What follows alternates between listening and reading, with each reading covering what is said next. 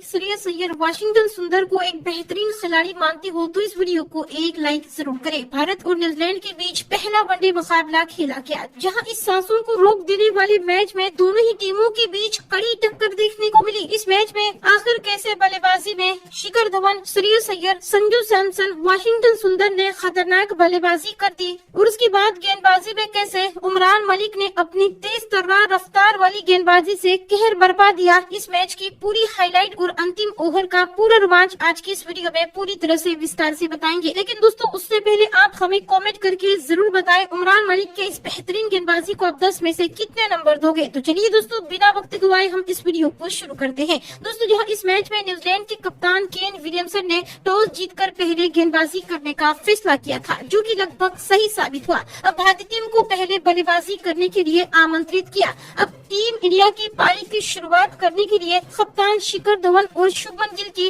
बेहतरीन जोड़ी बल्लेबाजी करने के लिए मैदान पर उतरी थी, जहां पहली ही ओवर में शिखर धवन ने एक शानदार चौका लगाकर अपनी शानदार फॉर्म को दिखाया था। वहीं दूसरी छोर से शुभमन गिल भी गगनचुंबी छक्के जड़ते हुए नजर आ रहे थे, जहां शिखर धवन और शुभमन गिल के बीच अच्छी खासी साझेदारी पनपते हुए नजर आ रही थी। भारतीय टीम को एक बेहतरीन शुरुआत मिल चुकी थी। 10 ओवर के पावर प्ले में भारतीय टीम ने बिना कोई विकेट गंवाए 40 रन बना लिए थे। हालांकि रन काफी धीमे थे, लेकिन दोनों खिलाड़ियों ने भारतीय टीम के छोर को संभाला था और दोनों खिलाड़ियों ने शानदार प्रदर्शन किया था। इन दोनों खिलाड़ियों के बीच लगभग शत की साझेदारी भी पूरी हो चुकी थी। 19वें ओवर में शिखर धवन ने एक के बाद एक 2 शानदार चौके जड़ दिए। वहीं पर 20वें ओवर में धवन ने एक और शानदार चौका लगाकर अपना अर्धशतक भी पूरा कर लिया। अब शुभमन गिल तो कहां पीछे रहने वाले थे। 23वें ओवर में शुभमन गिल ने भी 1 रन लेकर अपना अर्धशतक पूरा कर लिया। वहीं इसी ओवर में शिखर धवन के बल्ले से 2 शानदार चौके देखने को मिले। इन दोनों खिलाड़ियों के बीच शत की साझेदारी पूरी हो चुकी थी,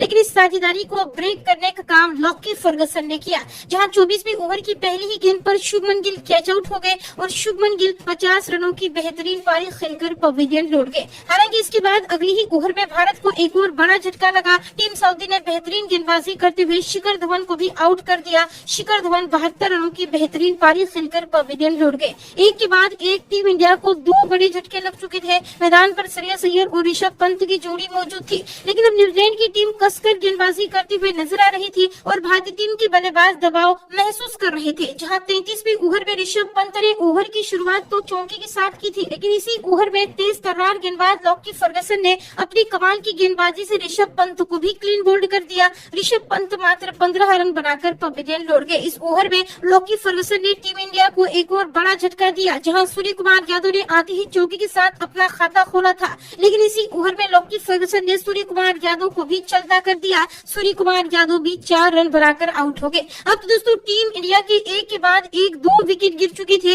भारतीय टीम काफी प्रेशर में थी। मैदान पर संजू सैमसन और श्रेयस अय्यर की जोड़ी मौजूद थी। अब इन दोनों खिलाड़ियों को रन तो बनाने थे, इसके अलावा एक बेहतरीन साझेदारी भी बनानी थी। वहीं दोस्तों 37वें ओवर में श्रेयस अय्यर ने एक और गगनचुंबी छक्का जड़ दिया। खास तौर पर संजू सैमसन और श्रेयस अय्यर दोनों खिलाड़ी चौके और छक्के बटोरते हुए नजर आ रहे थे। जहां दोस्तों 39वें ओवर में संजू सैमसन ने 2 शानदार चौके जड़ दिए और 40वें ओवर में श्रेयस अय्यर के बल्ले से एक चौका और एक गगनचुंबी छक्का देखने को मिला। जहां 40 ओवर तक टीम इंडिया 4 विकेट के नुकसान पर 210 रन बना चुकी थी। संजू सैमसन और श्रेयस अय्यर के बीच अच्छी खासी साझेदारी पनप चुकी थी। श्रेयस अय्यर अपने अर्धशतक के करीब पहुंच चुके थे। जहां दोस्तों 42वें ओवर में श्रेयस अय्यर ने अपना अर्धशतक भी पूरा कर लिया था और 44वें ओवर में श्रेयस अय्यर ने एक गगनचुंबी छक्का और संजू सैमसन ने एक शानदार चौका लगाकर कुल 14 रन बटोर लिए थे। न्यूजीलैंड के गेंदबाज विकेट लेने के लिए हताश और परेशान नजर आ रहे थे। जहां 45 ओवर तक टीम इंडिया 4 विकेट पर 248 रन बना चुकी थी।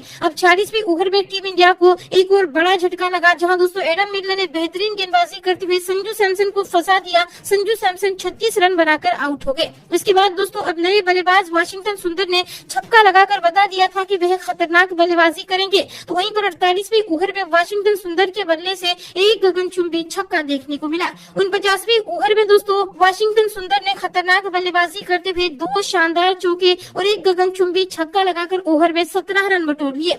हालांकि दोस्तों आखिरी ओवर में श्रेयस अय्यर सऊदी की गेंद पर आउट हो गए। श्रेयस अय्यर 80 रन बनाकर पवेलियन लौट गए। हालांकि इसी ओवर में वाशिंगटन सुंदर ने एक और शानदार चौका बटोरा, जहां 50 ओवर में टीम इंडिया 7 विकेट के नुकसान पर 306 रन बना पाई। भारतीय टीम ने न्यूजीलैंड के सामने जीत के लिए 307 रनों का लक्ष्य रखा था। अब इस लक्ष्य का पीछा करने के लिए न्यूजीलैंड की तरफ से सलामी बल्लेबाज के तौर पर फिन एलन और डेवन कॉनवे की जोड़ी बल्लेबाजी करने के लिए मैदान पर उतरी थी, जहां दूसरी ही ओवर में फिन एलन ने चौकी के साथ खाता खोलकर बता दिया था कि वह T20 जैसी बल्लेबाजी करेंगे। तो इसमें इनके बल्ले से चौके देखने को मिल रहे थे।